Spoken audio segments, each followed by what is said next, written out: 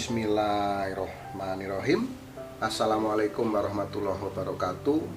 Salam rahayu sagung dumadi. Sahabat Truno Pamungkas dimanapun Anda berada, syukur kita panjatkan kehadirat Allah Subhanahu wa Ta'ala yang telah memberikan kita kenikmatan yang luar biasa, yaitu nikmat sehat. Karena dengan nikmat sehat kita bisa melakukan segala aktivitas kita sehari-hari dengan sempurna, dengan maksimal, sehingga juga mendapatkan hasil yang maksimal. Nah itu teman-teman, jadi nikmat sehat itu memang nikmat yang paling tinggi yang diberikan Allah kepada manusia. Dan selanjutnya saya ucapkan banyak-banyak terima kasih kepada teman-teman yang sudah meringankan tangan mendukung channel ini sampai sebesar ini, sampai sehebat ini. Ini semua bukan karena saya, ini semua karena support dan dukungan dari teman-teman, sehingga channel ini menjadi besar dan kita mendapat wawasan yang luar biasa.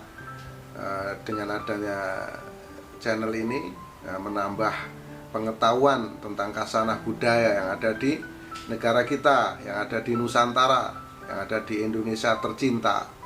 Jadi leluhur-leluhur kita yang terdahulu memang sangat luar biasa di sini, sahabat Truno Pamungkas. Mereka menjadi panutan untuk kita, menjadi penyemangat untuk kita, rasa kita saling memiliki, rasa cinta kita kepada NKRI. Nah, di sini bisa terbangun dengan kita melihat sejarah-sejarah budaya yang ada di negara kita. Maka kita sebagai penerus budaya adiluhung ini, kita harus terus melestarikan, terus mengabarkan kepada saudara-saudara kita yang ada di Indonesia, dan kita kenalkan kepada dunia bahwa terdahulu leluhur-leluhur kita itu adalah orang-orang yang sangat luar biasa, pejuang-pejuang yang sangat luar biasa, dengan cerita-cerita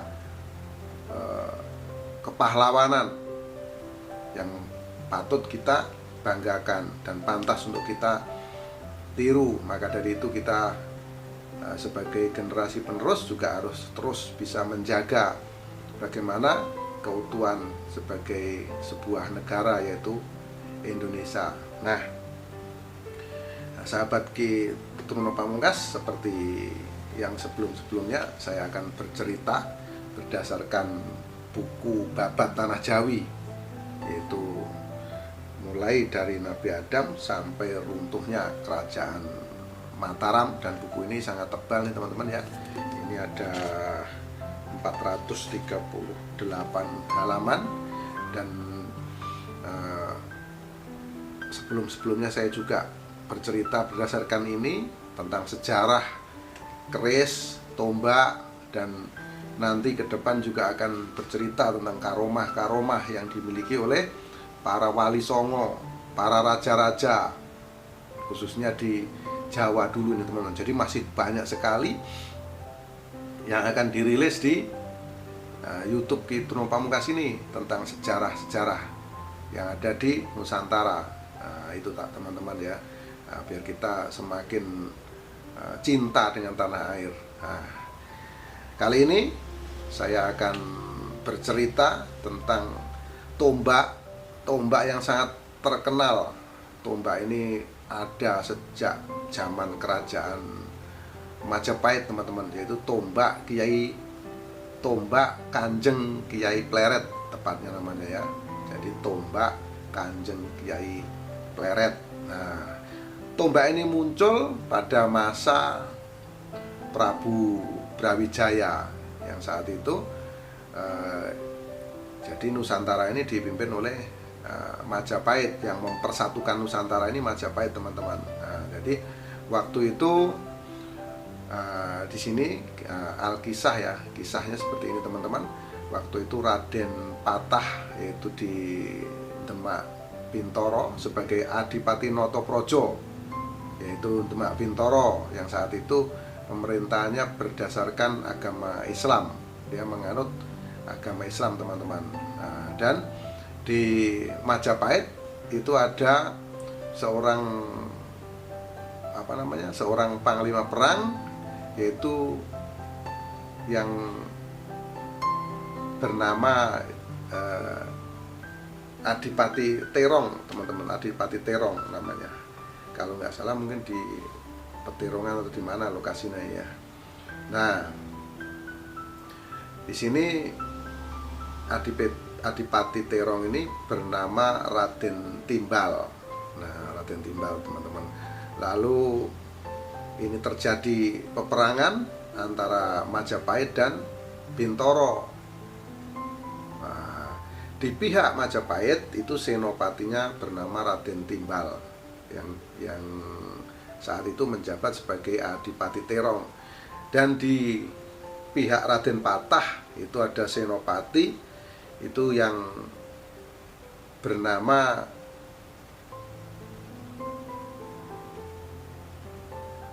Ki Ageng Selo. Nah, Ki Ageng Selo ini bersenjatakan tombak Kiai Pleret. Nah, pertempuran ini berlangsung sangat lama karena sama-sama memiliki kekuatan yang luar biasa. Nah, jadi ini yang kita ceritakan ini tentang tombak ini, tombak Kanjeng Kiai Pleret ya teman-teman ya. Dia muncul di peperangan antara Kadipaten Bintoro dan Kerajaan Majapahit. Ini muncul di sini, muncul teman-teman yang pegang waktu itu yaitu Ki Ageng Selo. Mereka ini bertempur tidak ada habis-habisnya, lalu terjadilah perdamaian. Nah, dengan perdamaian ini maka bergabunglah Kadipaten Terong dan Demak Bintoro. Nah, jadi muncul di perang itu teman-teman ya, di perang antara Bintoro dan Majapahit. Ini tombak Kanjeng Kiai Pleret ada di sini. Lalu muncul lagi yaitu pertempuran antara Kadipaten Jipang dan Kadipaten Jipang, Aryo Penangsang itu, dan Kesultanan Pajang. Nah, saat itu Adipati Jipang itu sedang makan teman-teman, sedang makan, lalu oleh Ki Pemanan dan Ki Penjawi itu tukang rumputnya Penangsang ini dipotong telinganya, di situ ditulisi pesan itu untuk ditantang perang. Nih Adipati Jipang ditantang perang. Lalu Adipati Jipang ini orangnya pemarah ya teman-teman, lalu langsung melompat ke kudanya yang bernama kuda Gagak Rimang dan menuju ke Bengawan Sore. Di sana Aryo Penangsang ini sudah ditunggu oleh, kalau sekarang namanya Panembahan Senopati, dan saat itu beliau masih bernama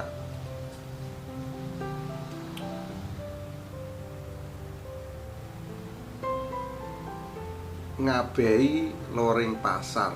Nah, itu bernama Raden Ngabei Loring Pasar. Dengan gagah berani Ngabei Loring Pasar ini memegang tombak Kiai Pleret. Nah, ini teman-teman ya, tombak Kanjeng Kiai Pleret menunggu kedatangan Aryo Penangsang.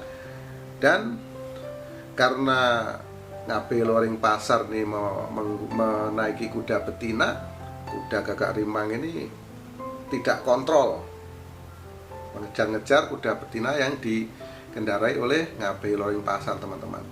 Dan saat itu banyak sekali tombak panah yang dilemparkan atau diarahkan kepada Adipati Jipang, Aryo Penangsang, namun kebal teman-teman. Aryo Penangsang ini kebal, dan saat berhadapan dengan Ngabei Loring Pasar, akhirnya tombak dilemparkan dan mengenai perut, dan akhirnya Adipati Jipang Aryo Penangsang ini mencabut keris Kiai Setan Kober, lalu rencananya untuk membunuh Ngabei Loring Pasar yang sudah nurut atau menyerah karena utusan dari ayahnya, yaitu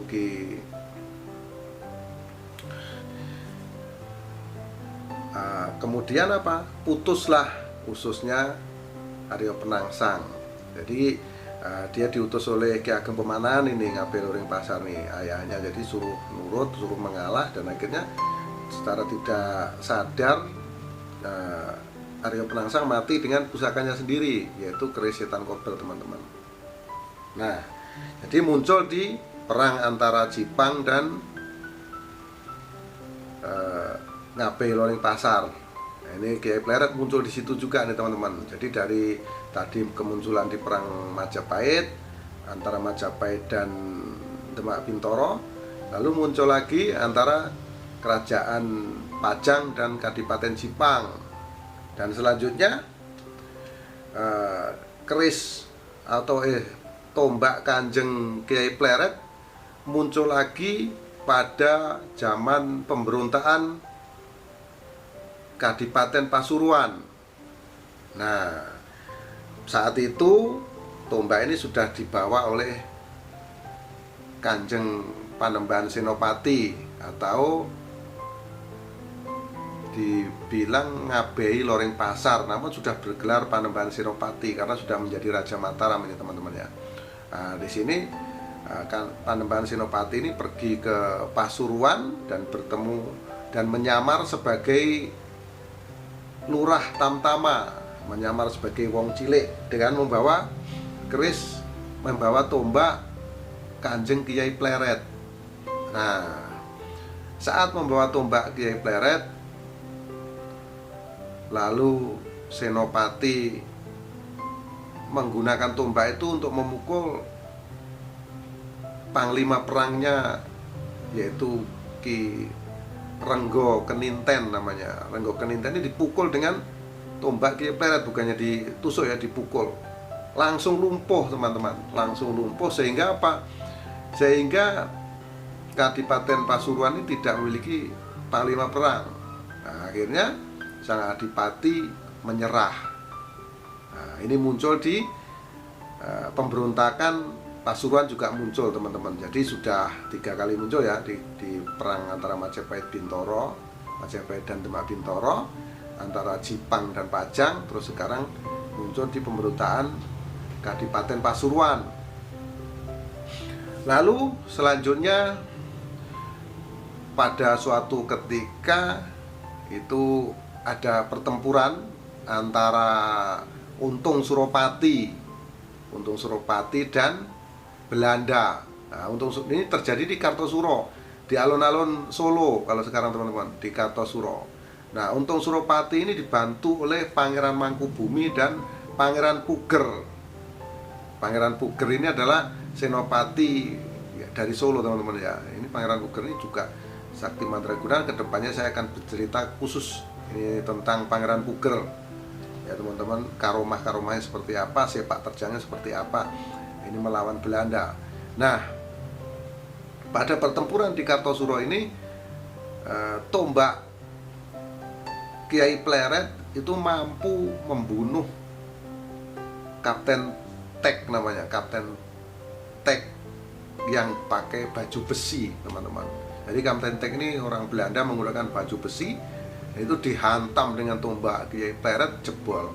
Jadi terbunuh, teman-teman, terbunuh. Jadi itulah kehebatan tentang tombak Kanjeng Kiai Pleret dari zaman kerajaan Majapahit, yaitu dari peperangan antara Majapahit dan Bintoro, terus antara Jipang dan Pajang, sampai ke pemberontakan Kadipaten Pasuruan, hingga digunakan oleh Untung Suropati dibantu oleh Mangkubumi dan Pangeran Puger yang ada di Surakarta, Solo, teman-teman. Jadi ini selalu muncul, dan saya yakin tombak tersebut sekarang ada di, kalau tidak ini saya kepastiannya belum ada, teman-teman. Kalau nggak di Solo ya ini di Keraton Jogja sekarang keberadaan tombak Kanjeng Kiai Pleret ini, teman-teman. Ini sangat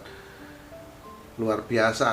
Nah, inilah cerita panjang tentang sejarah tombak Kanjeng Kiai Pleret yang selalu muncul di pertempuran-pertempuran besar hingga mampu membunuh orang Belanda, yaitu Kapten Tek, yang bertempur atau berperang di alun-alun Kartosuro atau kalau sekarang Solo.